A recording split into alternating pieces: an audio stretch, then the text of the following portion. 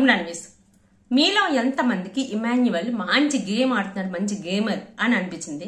So ఈ game లో complete గా మునిగిపోయి కొంచెం ట్రాక్ తప్పుతున్నాడని కూడా నాకైతే అనిపిస్తుంది. దాని గురించి నేను చెప్తాను. సో ఇంకా ఎంతమందికి రీతు ఏడుస్తుంటే తన మనసులో ఉన్న ఒక రకమైన ఎక్స్ప్రెషన్ వస్తుంది. సో దానివల్లే కనెక్ట్ అవ్వట్లేదా అంటే 100%. అది ఏంటి, తను అనుకుంటుంది నాకేమనిపించింది అది మాట్లాడదాం.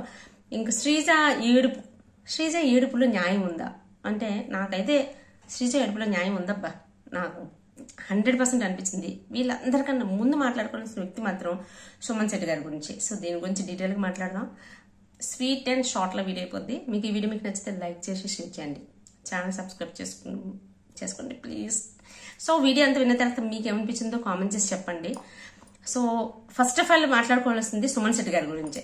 సుమన్ శెట్టి గారి గురించి నేను స్టార్టింగ్ నుంచి కూడా నాకు ఎందుకో ఎక్కలేదబ్బా, కనెక్ట్ అవ్వలేదు. ఆయన మాట్లాడరు, ఎక్కడో కాము కూర్చుంటాడు, 10 మందిలో కూర్చొని మాట్లాడరు, టాస్క్లు ఆడు, డాన్స్ లేడు, కామెడీ చేయడు, ఏమీ చేయట్లేదు. అయినా సరే ఎందుకు నచ్చుతున్నారు? మా ఇంట్లో కూడా ఇదే డిస్కషన్ అయినప్పుడు కూడా నేను ఇదే మాట్లాడేదాన్ని. ఏముంది, ఏదో ఫేక్, ఎక్కడో ఏదో జరుగుతుంది, కావాలని ఓట్లు పడుతున్నాయి అనేసి అనుకునేదాన్ని. కానీ రాను చూస్తుంటే నాకు ఓవరాల్ గా అనిపించింది ఏంటంటే ఇన్ని సీజన్స్ లో కూడా, ఇన్ని 9 సీజన్స్ లో కూడా ఎక్కడా కూడా సుమన్ శెట్టి లాంటి క్యారెక్టర్ రాలేదు, సుమన్ శెట్టి గారి లాంటి ఫేస్ ఉన్న వ్యక్తి రాలేదు.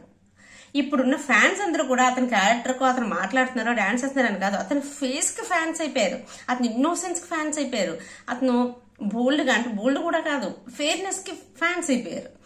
దానివల్ల ఏ మాత్రం పెర్ఫార్మ్ చేసినా సరే అది క్లిక్ ఎంత హైలైట్ అయిపోతుందంటే ఆఖరికి బిగ్ బాస్ టీం వాళ్ళు కూడా ఫ్యాన్స్ అయిపోయినట్టున్నారు. మీమ్స్ ఎవరి మీద మీమ్స్ వేయలేని వాళ్ళు సుమన్ శెట్టి మీద విపరీతమైన మీమ్స్ వేస్తుంటే అవి విపరీతమైన లైక్స్ రావడం, ఫాలోవర్స్ రావడం పిచ్చిగా ఉంది.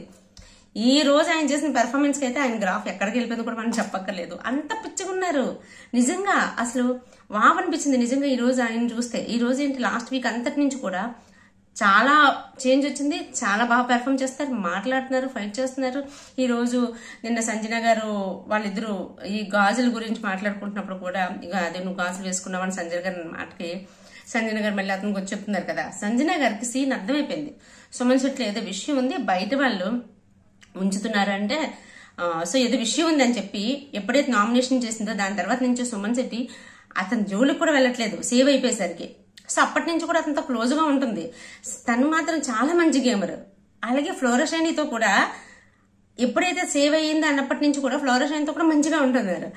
సో ఇక్కడ సుమన్ శెట్టికి అన్న మనం కలిసి ఉండాలి, మనకు రెచ్చగొడుతున్నారు, రెచ్చిపోకు అని చెప్తుంటే అవును నేను రెచ్చిపోను అని చెప్పి అమాయకత్వంగా అసలు అనుకుంటూ అసలు అది ఆ ఎక్స్ప్రెషన్స్ బాగా నచ్చుతున్నాయి జనాలకి నిజంగా.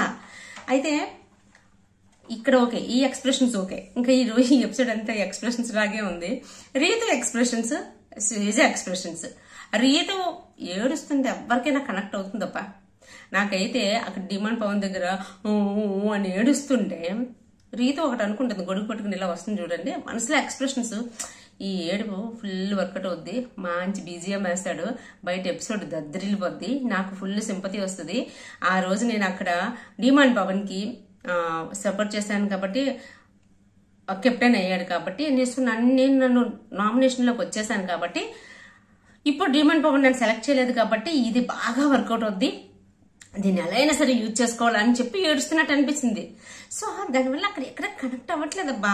ఇలాంటివి తుత్తిరి ప్లాన్స్ వల్ల రీతు గ్రాఫ్ అయితే ఘోరంగా కింద పడిపోతుంది, ఘోరంగా పడిపోతుంది. అక్కడ శ్రీజ ఏడ్చింది, ఇక్కడ రీతు ఏడ్చింది. బట్ శ్రీజ ఏడుపులో అయితే నాకు నిజంగా న్యాయం ఉందనిపించింది.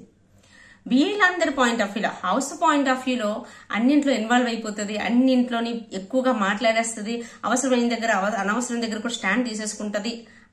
ఆ విషయంలో నచ్చకపోవచ్చు, కానీ శ్రీజ చెప్పిన పాయింట్లు అయితే కరెక్ట్. అందరికీ కూడా స్టాండ్ తీసుకుంది. తప్పు అని దగ్గర తను మాట్లాడుతుంది, కొంచెం ఎక్కువ మాట్లాడి ఉండొచ్చు, కానీ తప్పు అని దగ్గర ఖచ్చితంగా హౌస్ లో ఎవరు మాట్లాడిపోయినా శ్రీజ ఖచ్చితంగా మాట్లాడుతుంది, అక్కడ ఫైట్ కూడా చేస్తుంది.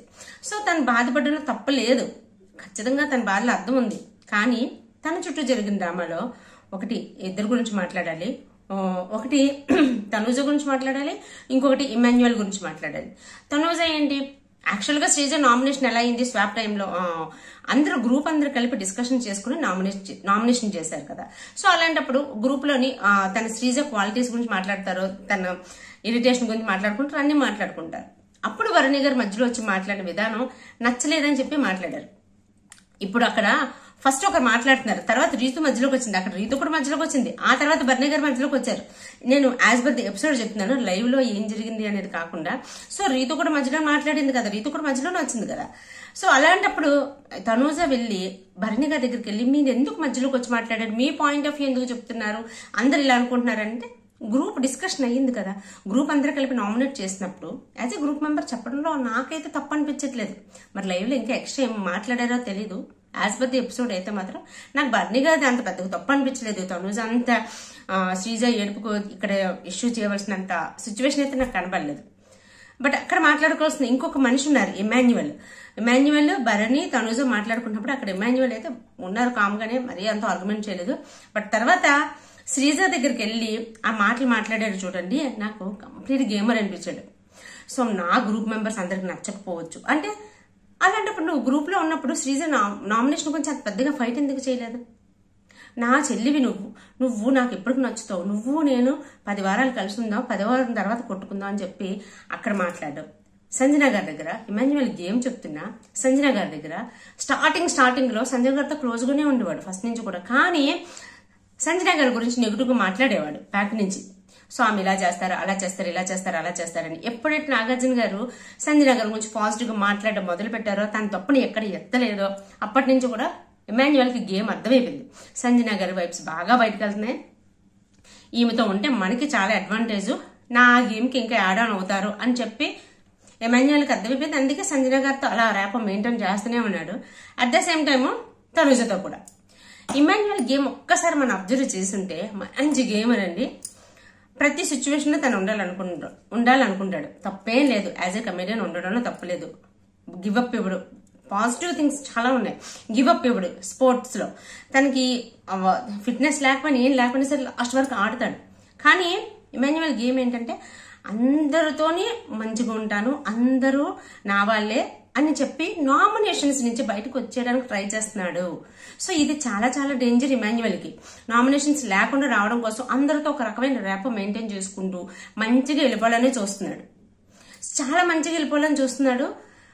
ఎప్పుడైనా ఆర్గ్యుమెంట్ తను ఏదైనా వచ్చినప్పుడు మాట్లాడుతున్నాడు తప్ప, ఎంటర్టైన్మెంట్ ఇస్తున్నాడు, గేమ్ ఆడుతున్నాడు, ఇవన్నీ చేస్తున్నాడు తప్ప మిగతా విషయంలోని ర్యాప్ మెయింటైన్ చేస్తున్నాడు. చిల్లు అంటాడు, అక్క అంటాడు, ఇలాగంటే నామినేట్ చేయకుండా ఉండడం కోసం. ఇంకొకటి ఇమాన్యువల్ చాలా మంచోడు, అందరి మంచి కోరుకుంటున్నాడు అని ఒక సీన్ క్రియేట్ చేయడానికి ట్రై చేస్తున్నాడు. ఈ రోజు సిచ్యువేషన్ చూస్తే నాకు మొత్తం అంతా అలాగే అనిపించింది. మొత్తం అంతా టు జెడ్ తను ఎమోషనల్ అయ్యి ఉండొచ్చు, వాళ్ళ అమ్మగారి గురించి తను 25% తీసుకున్న ఎటువంటి తప్పు లేదు. కానీ ఎక్కడో మిగతా అన్ని విషయాలు చూసుకుంటుంటే ఈ విషయం దీంతో కంపేర్ చేయకూడదు. వాళ్ళ ఎమోషన్స్ చాలా పీక్స్ లెవెల్లో ఉంటాయి. అది 2 వీక్స్ అయిందా 2 డేస్ అయిందా అని కాదు. బిగ్ బాస్ హౌస్ అనేది అంత లెవెల్ ఆఫ్ ప్రెజర్ అలానే ఉంటుంది. బట్ ఈవెన్ దో నాకు ఒక్కసారి మీరు ఓవరాల్ గా అబ్జర్వ్ చేస్తే ఇమాన్యువల్ గేమ్ మాత్రం చాలా మంచి గేమ్ ఆడడంలో తప్పు లేదు. సో ఎందుకంటే గేమ్ ఆడాలి ఖచ్చితంగా, ఇంటెన్షన్ ఒకటి ఉండాలి, బయటకు ఒకటి ఉండాలి, మాట్లాడాలి, చెయ్యాలి. కానీ నేను చాలా మంచివాడిని, అందరి మంచి కోసం నేను త్యాగం చేసేస్తానని చెప్పి మొన్న రామ్ రాథోడ్ దగ్గర తన బకెట్లో తన దగ్గర ఉన్న బొమ్మలన్నీ తనకేసాడు, నేను త్యాగం చేసేస్తానని చెప్పడం, ఇలాంటివన్నీ కూడా చాలా మంచివాడిని అనిపించుకుని ముసుగులోని నామినేషన్స్ తప్పించుకుని ముందుకు వెళ్ళిపోదాం, కొన్నాళ్ళైన తర్వాత అప్పుడు ఎలాగో చూద్దాంలే అని అనుకుంటున్నాడు అన్నదైతే కన్ఫర్మ్ నాకైతే అదే అనిపించింది. సో మీకేమనిపించిందో కామెంట్ చేసి చెప్పండి. ఇంకా అంతే. తనుజ గురించి తెలిసింది, ఎవరి గేమ్ ఓవరాల్ గా అయితే ఎవరి గేమ్ వాళ్ళు ఆడుతున్నారు. అబ్బా సంజన గారు అయితే ఫుల్ 24 hours గేమ్ ఆన్ లోనే ఉన్నారు. హరీష్ గారికి ఇప్పటికీ కూడా సంజన గారితో పడట్లేదు. ఆయన గేమ్ ని అర్థం చేసుకుంటున్నారా లేదా గుడ్డుకు వెళ్ళిపోతున్నారు నాకు అర్థం కావట్లేదు. కానీ సంజన గారి నుంచి ఇప్పటికీ కూడా బయట పాజిటివ్ వస్తుంది అనుకున్నప్పుడు అంత రైవల్రీ పెట్టుకోవడం అనవసరం. చిన్న చిన్న విషయాలు కూడా పెద్ద చేసేసి ఎప్పుడెప్పుడు ఇంకా తీసుకుంటూ మాట్లాడడం అనేది అసలు. ఆయన కామ్గా ఉంటే బాగానే ఉంటున్నారు, మాట్లాడితే ఎక్కడికి వెళ్ళిపోతుందో మాట అతనికి అర్థం కావట్లేదు. ఇది చాలా చాలా డేంజర్. యాక్చువల్లీ చాలా స్ట్రాంగ్ కంటెస్టెంట్. ఈ విషయం మార్చుకోకపోతే మాత్రం అతనికి చాలా కష్టం. సో ఇది అంటే నాకు ఓవరాల్ గా అనిపించింది. ఇంకా మిగతా వాళ్ళు అంటే లైమ్ లైట్ గా ఉంటున్నారు. రామరావుతాడు అయితే ఎందుకు ఉంటున్నాడో ఎక్కడ ఉంటున్నాడో కూడా అర్థం అవ్వట్లేదు. పవన్ కళ్యాణ్ అయితే అందరినీ బుజ్జగించడంతోనే సరిపోతుంది. రీతుని బుజ్జగిస్తాడు, ఇటు తనుజను బుజ్జగిస్తుంటాడు, ఇదే పని. సో డిమాండ్ పవన్ నెమ్మదిగా గ్రాఫ్ పెంచుకుంటున్నాడు. రీతు నెమ్మదికి కిందకి పోతుంది. రామరావుతాడు ఎక్కడ ఉన్నాడో అర్థం కావట్లేదు. ఫ్లోరా గారు అయితే ఇంక మనకు చెప్పక్కర్లేదు, జైల్లో ఉన్నా బయట ఉన్నా ఎక్కడున్నా ఒకటే ఆమె. సో ప్రియా ఓకే, మిగతా వాళ్ళు అయితే మాత్రం ఆడుతున్నారు, ఎవరి గేమ్ వాళ్ళు బాగా ఆడుతున్నారు. ఇప్పుడు నెక్స్ట్ వచ్చే కంటెస్టెంట్స్ తో ఎక్స్ట్రా మనకి వైల్డ్ కార్డ్ ఎంట్రీస్ అవి వస్తున్నాయి కదా, మరి ఎలా ఫైట్ చేస్తారా అంటే ఫైట్ అయితే గట్టిగానే వేస్తారు, ఎందుకంటే అందరి నోర్లు పెద్దవే. చూద్దాం. సో మీకేమనిపించింది కామెంట్ చేసి చెప్పండి. వీడియో నచ్చితే లైక్ చేసి షేర్ చేయండి ప్లీజ్. Bye, take care.